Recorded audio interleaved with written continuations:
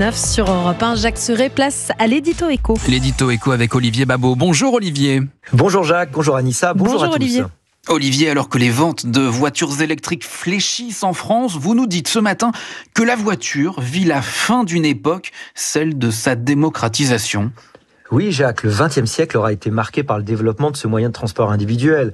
La voiture, c'était un formidable symbole d'émancipation, mais aussi de statut social, de confort. Elle est restée l'objet symbole par excellence de la société de consommation triomphante.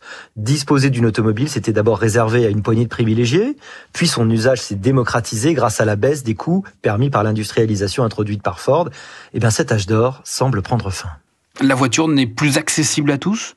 Non, en tout cas de moins en moins. La voiture redevient ce qu'elle était au début, un luxe pour un petit nombre. En 6 ans, le prix moyen d'un véhicule neuf a bondi de 10 000 euros, passant de 26 000 euros en 2018 à près de 36 000 euros. Sur 10 ans, l'augmentation serait même de 70%, alors que le niveau de vie réel médian sur la même période n'a progressé, lui, que de 6%. Concrètement, pour beaucoup de Français, acquérir une voiture neuve est devenu hors de portée. Alors que font ceux qui n'ont pas les moyens d'acheter ? Ils gardent plus longtemps leur automobile. Quand ils le peuvent, ils renoncent à en posséder une. Et surtout, ils se tournent vers le second marché, celui de l'occasion. On assiste à une bipolarisation du marché. Les 20% les plus riches monopolisent 40% des achats de voitures neuves. À côté de cette population qui peut débourser souvent plus de 40 000 euros pour une voiture neuve, il y a la grande masse de ceux qui se contenteront de voitures de seconde main au kilométrage déjà élevé. Cette mutation se lie à travers le fort vieillissement de l'âge moyen des acheteurs de voitures neuves. En 2007, l'acheteur moyen de voitures neuves avait donc 48 ans. Aujourd'hui, il a 54,7 ans. La voiture est un luxe. Pourtant, dans beaucoup de zones, il est difficile de s'en passer, Olivier.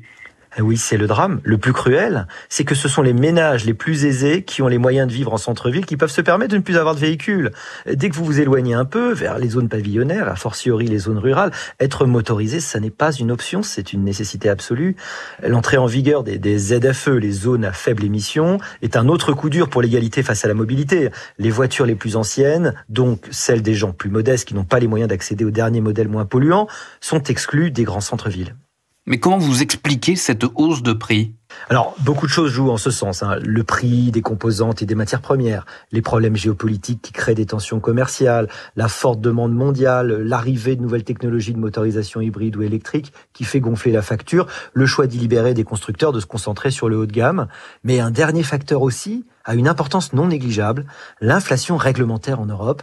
La multiplication incessante des nouvelles normes a un fort effet inflationniste sur la voiture neuve. Autre illustration, s'il en fallait, de l'effet toxique de la surréglementation. L'édito éco signé Olivier Babot sur Europe 1. Merci Olivier.